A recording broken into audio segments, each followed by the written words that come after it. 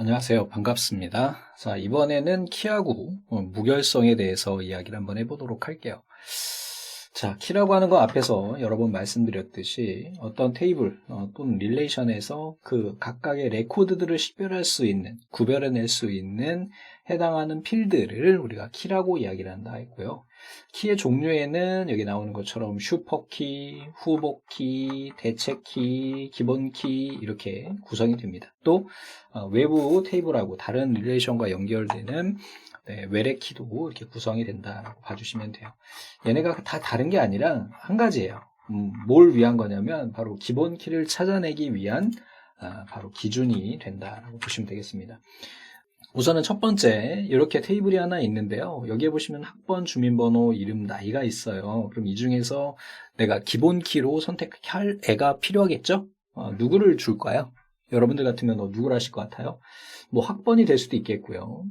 또는 뭐 주민번호로도 각각 식별해낼 수 있으니까 가능하고요. 또 이름하고 나이하고 혼합해가지고도 가능하겠죠. 또는 주민등록번호하고 이름하고 혼합해도 되겠죠. 이렇게 다양하게 해당하는 레코드들을 식별할 수 있는 모든 조합을 뽑아낸 것을 뭐라고 이야기하냐면 바로 슈퍼키라고 이야기를 해요.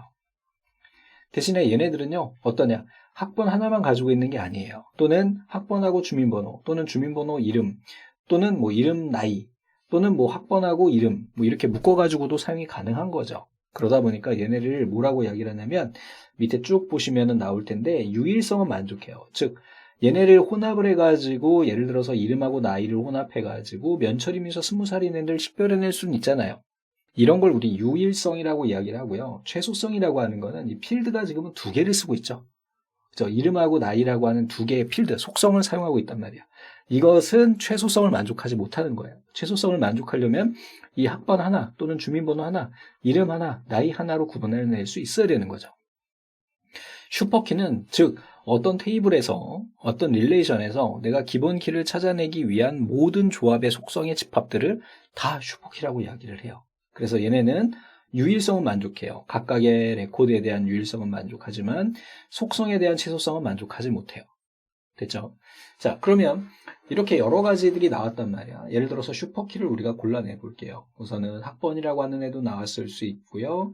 주민번호는 주번이라고만 쓸게요. 그 다음에 이름만 가지고는 되지 않으니까 자, 이름하고 또 누구요? 나이를 혼합하거나 또는 또 어떤 것도 가능할까요? 주민번호랑 이름을 혼합해도 되겠죠. 또는 학번이랑 뭐 주민번호를 혼합해도 되겠죠. 이렇게 쭉 나열해요.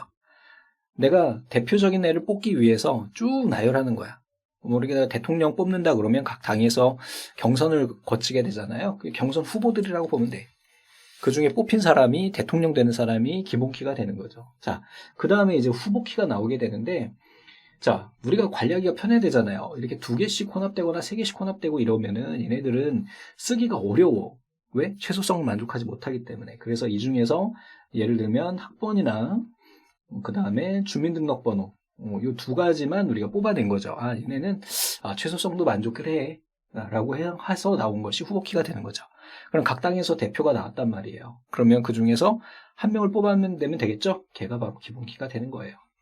우리가 일반적으로 주민번호는 정보 노출 우려가 있기 때문에 학번을 쓰게 되겠죠? 맞습니까? 자, 그럼 얘가 뭐가 돼요? 만약에 학번을 내가 쓸 수가 없는 상황이 발생했을 때 얘를 대신해서 쓸 수가 있기 때문에 얘를 대체키라고 이야기를 해요. 되셨죠? 별거 아니에요. 그래서 슈퍼키, 후보키, 기본키는 기본키를 찾아가는 과정 중에 발생하는 키들이다 라고 봐주시면 됩니다. 특징적인 것은 바로 이거예요. 슈퍼키는 유일성은 만족하지만 최소성은 만족하지 못해요. 후보키는 유일성과 최소성을 둘 다 만족하죠. 기본키는 그 중에서 뽑아내내고 그리고 후보키 중에 남은 하나가 아니고 여러 개 있을 수도 있겠죠. 얘네를 우리가 대체키라고 이야기를 해요. 그러면 이 중에서 이제 외래키는 뭐냐면 여기에 학생이라고 하는 것과 수강이라고 하는 것 두 개의 테이블이 있는데 두 개를 연결을 할 거예요. 그럼 뭘로 연결을 해야 되지? 이게 보니까 지금 오탈자네요. 이게 우리가 학번이 돼야 되겠다. 그지? 예, 필드명 학번이 돼야 되는 거고 요것은 뭐가 돼야 될까? 과목 코드가 돼야 될까? 네. 과목 코드가 돼야 되겠죠. 이렇게 되는 겁니다. 자, 그러면 두 개를 연결을 할 거거든요. 뭘로 연결할 수 있을까요? 동일한 속성을 가지고 있는 학번과 학번 연결이 되겠죠. 얘가 이쪽에 있는 학번이 얘의 외래키가 되는 거예요. 외부에 있는 키, 외부에 연결하여 쓸 수 있는 키, 이걸 외래키라고 이야기합니다. 그래서 한번 정리를 해보면 릴레이션을 구성하는 속성 중에 각 튜플을 유일하게 식별하기 위해 사용되는 하나 이상의 속성들의 집합을 의미한다. 두 개 이상의 속성으로 구성된 키 또는 혼합키를 의미하고 모든 튜플에 대해서 유일성은 만족하지만 최소성은 만족하지 않아요. 이 혼합키라고 하는 것과 이거 기억하시고요. 릴레이션의 모든 속성 중에 선택할 수 있으며 릴레이션의 기본 키를 결정하는 데 사용된다. 릴레이션에서 학번 주민번호, 학번 이름, 학번 나이, 학번 주민번호, 주민번호, 이름, 튜플을 식별할 수 있는 모든 경우의 속성의 집합을 모두 다 모아놓은 것을 슈퍼키가 된다. 이런 모든 튜플을 유일하게 식별할 수 있는 슈퍼키 중에서 몇 개를 추려요. 걔네들을 우리가 뭐라고 한다? 후보키라고 이야기한다. 모든 튜플에 대해서 유일성과 최소성을 모두 만족을 해요. 후보키를 이용을 해서 릴레이션의 데이터를 더 쉽게 우리가 검색하고 활용할 수가 있겠고, 슈퍼키에서 구해진 속성 집합 중에서 가장 작은 속성의 집합, 최소성을 확보한 학번이나 주민등록번호가 후보키에 올라가게 된다. 그래서 슈퍼키와 후보키를 두 개 비교해 보자면, 자, 슈퍼키나 후보키 모두 다 튜플을 고유하게 식별할 수 있는 속성, 애들의 각각의 속성들이나 속성의 집합이 되는 거고요. 자, 얘는 유일성 만족하지만은 얘는 최소성을 만족하지 못해요. 근데 얘는 둘 다 만족해요. 요게 자주 출제돼요. 구분하는 문제가. 자, 예를 들면 이렇게 다양하게 만들 수 있지만 여기서 이렇게 딱 하나의 속성을 가지고 어떤 걸 식별할 수 있다면 그게 가장 좋은 거겠죠. 그래서 후보키 중에서 대표로 선정된 키를 우리가 기본키라고 이야기를 하고요. 얘는 공백이에요. 아무것도 없는 거예요. 존재하지 않는 값을 가질 수가 없어요. 그래서 얘는 우리가 키보드에 스페이스 이렇게 보면 화면에서 빈 값이라서 없다고 보겠지만 이 스페이스도 문자거든요. 또는 아예 0 이런 것도 아니고 아예 존재하지 않는 거예요. empty라고 이야기하는 게 더 정확하게 여러분들이 이해가 되실 것 같아요. 어떤 레코드에 빈 값이 존재하면 안 돼요. 그래서 기본 키로 선택하는 애는 중복되거나 널 값이면 안 돼요. 됐죠? 널 값이거나 중복을 허용하지 않아요. 왜? 학번이 두 개일 필요 없잖아. 또는 학번이 없는 학생이 존재할 수 없잖아. 이거야. 릴레이션의 다른 속성과 구분되어 별도로 표시되며 릴레이션의 데이터를 검색하고 관리하는 데 매우 중요한 역할을 하게 된다. 후보키 중에서 가장 적합한 속성 또는 속성 집합을 선택한다. 학번, 주민등록번호 중에 선택을 하겠죠. 그래서 얘네를 구분해 보자면 슈퍼키는 릴레이션의 튜플을 고유하게 식별할 수 있는 속성들의 집합이고요. 얘는 슈퍼키 중에서 기본키로 선택될 수 있는 속성들의 집합을 모아놓은 것들이고, 기본키는 그 중에서 한 놈 뽑은 놈이 되는 거예요. 자, 릴레이션에서 후보키 중에 기본키로 선택되지 않는 나머지 속성을 우리가 대체키라고 한다. 학번을 기본키로 선택하면 주민등록번호가 대체키가 되는 거고요. 자, 외래키, 다른 말로 참조키라고도 하는데 관계형 데이터베이스 모델에서 릴레이션에 관한 연결을 하는 그러한 속성이다. 다른 테이블의 기본키로 사용되는 속성이다. 릴레이션 간의 관계를 표현하고 데이터 일관성과 정확성을 유지하는 참조 무결성을 유지하는 데 매우 중요한 역할을 한다. 수강 릴레이션에서 학생 릴레이션을 참조할 학생 릴레이션이 학번은 바로 기본키 수강 릴레이션의 학번의 외래키가 된다. 되셨죠? 두 개를 연결할 때 쓰는 아이다. 자, 이제 무결성이 나오게 돼요. 무결성은 두 가지가 있어요. 대표적으로 참조 무결성과 개체 무결성 두 가지가 있고요. 이 무결성이라고 하는 거는 데이터를 관리하는 데 있어서 중요한 토픽이 되는 거예요. 시험도 많이 출제가 되고요. 그래서 얘네는요, 결국은 뭐야? 자, 의미적 관계를 명세한 거로 정의 대상에 대한 도메인, 키, 종속성 등이 있다. 데이터의 정확성, 일관성, 유효성이 유지되도록 하는 것을 말하고 데이터에 적용되는 연산에 제한을 두어 데이터의 무결성을 유지하게 된다. 자, 무결성의 종류에는 첫 번째 개체 무결성이 있어요. 두 번째 참조 무결성이 있는데 개체 무결성은 뭐에 대한 거냐면 기본 키에 대한 제약이에요. 앞에서 기본 키는 어떤 특성을 갖는다 그랬죠? 중복된 레코드 필요해요? 가능해요? 중복 허용해요? 안 하죠. 또 널 허용해요? 안 하죠. 이것에 대한 제약 조건이 바로 개체 무결성이 되고요. 참조 무결성은 외래키에 대한 거예요. 얘는 외래키. 자, 이 외래키에 대한 참조 무결성은 조금 이해할 필요가 있는데 예를 들어서 어떤 학교가 있어요. 그래서 여기에 학생들이 있단 말이죠. 학생 테이블에 학번이 이것만 써볼게요. 학번이 1, 2, 3, 4가 있어요. 그리고 또 성적 테이블이 있어요. 성적 테이블에 학번이 1, 2, 3 이렇게 있어요. 이거 문제되지 않죠? 왜? 4번 학생이 시험을 안 보았으니까. 그럼 만약에 여기에 1, 2, 5가 존재한다면 말이 될까요? 이 학교에는 4번까지밖에 없는데 5번 데이터가 들어갈 수 있어요? 들어갈 수 없죠. 이게 바로 참조 무결성 제약 조건이에요.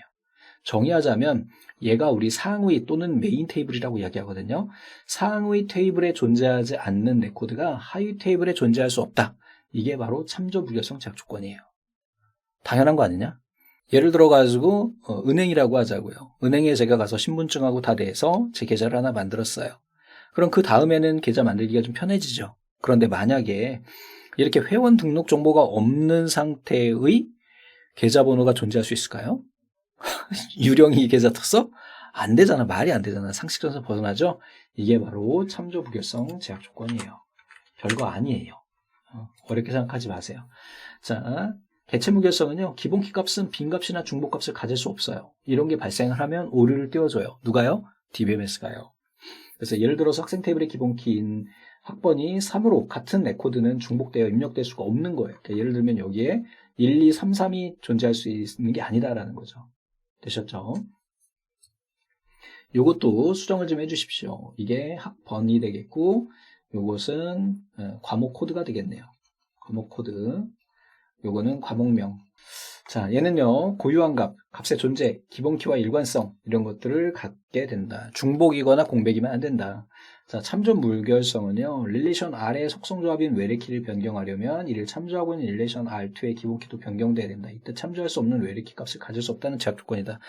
책을 보시면 말이 더럽게 어려워요. 근데 별게 아니야, 사실은. 여기에 4가 들어갈 수 없다고. 왜? 학생이 우리 이 학교에는 4번 학생이 없어. 3번까지밖에 없었는데 어떻게 4번에 대한 성적이 들어가요? 말이 안 되잖아요. 그죠? 이걸 의미하는 겁니다. 자, 그래서 보면 참조의 일관성, 외래키로 참조하는 값은 참조된 릴레이션의 기본키 값과 일치해야 한다. 외래키 값에 대한 일관성을 강제하며 참조된 릴레이션의 행을 삭제하거나 수정할 때 무결성을 유지하는 역할을 한다. 자, 외래키가 참조하는 행이 삭제되거나 수정될 때 어떻게 동작할지 제어한다. 무슨 얘기냐면 메인 테이블에서 어떤 학생의 학번이 변경이 됐어. 그럼 하위 테이블에도 자동으로 연쇄적으로 연결이 돼서 갱신이 돼야 돼요. 맞죠? 자, 이것도 다 DBMS가 해줘요. 연결이 되어 있으면. 자, 또 관계 유지를 해준다던가 이런 것들을 의미하겠죠. 그래서 두 개 구분하는 문제가 종종 출제가 되게 되는데 개체 무결성은 기본키 값은 널 값일 수 없고 중복된 값이 있으면 안 된다라는 얘기고요. 참조 무결성은 외래키 값은 참조하는 기본키 값이 꼭 존재해야 돼요. 즉 내가 만약에 하위 테이블에 5번 학생이 성적이 있다면 상위 테이블, 즉 학생 중에 5번이 있어야 된다는 얘기야. 테이블에 존재하는 모든 레코드는 기본키 값을 가져야 되고요. 외래키를 참조하는 기본키 값과 동일한 데이터를 가지고 있어야 돼요. 기본키 값을 참조하는 외래키를 가지고 있을 수 있지만 참조 무결성 제약 조건으로 존재하지 않는 기본키를 참조하지 않아야 한다. 개체 무결성 규칙을 준수하는 데 중점을 두고 얘는 관계에 무결성 규칙을 준수하는 데 중점을 준다. 도메인 무결성은 뭐겠어요? 예를 들어서 점수다 그러면 점수 안에는 정수형으로 0에서 100점까지만 들어갈 수 있다라고 하는 어떤 제약을 줄 수가 있겠죠? 이것을 의미하는 것이다. 이렇게 보시면 되겠습니다. 자, 오늘 시간에 배운 내용 중요해요. 기본키 어떻게 만들어지는지 나오는지 기억하셔야 되겠고 기본키에 대한 제약 조건은 바로 뭐가 된다? 네, 개체 무결성이 되고요. 또 외래키에 대한 것은 참조 무결성이 된다. 참조 무결성에서 상위 테이블에 존재하지 않는 하위 테이블의 레코드 값은 존재할 수 없다. 반대로 이야기하자면 하위 테이블에 존재한다는 것 자체는 상위 테이블에 해당하는 값이 있기 때문이다 라고 생각해 주시면 되겠습니다. 자, 문제 꼭 한번 풀어보시고요. 다음 챕터에서 뵙도록 하겠습니다.